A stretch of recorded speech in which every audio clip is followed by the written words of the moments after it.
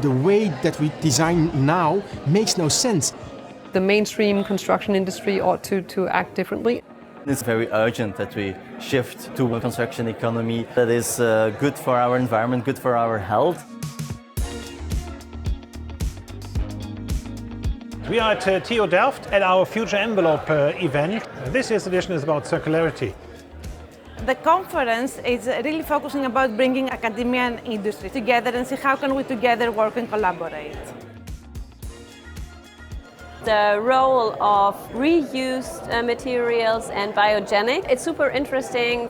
They have both so much to offer. It really makes sense to think them integrally and not only to look at one strategy. I have a very high interest in the biogenic materials and how to lower the carbon emissions in construction.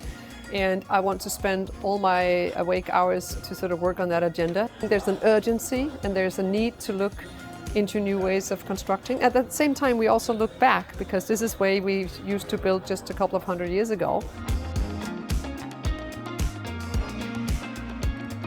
Another topic which really popped up being important is it's the commercial aspect, the money aspect in this kind of circularity discussion.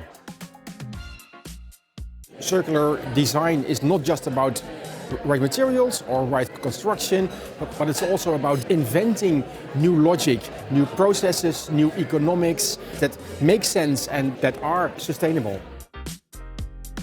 As I come from the business side, I don't know almost anything about facades or construction industry, but we are in the same boat. We can learn from each other, so something we have used might work for you.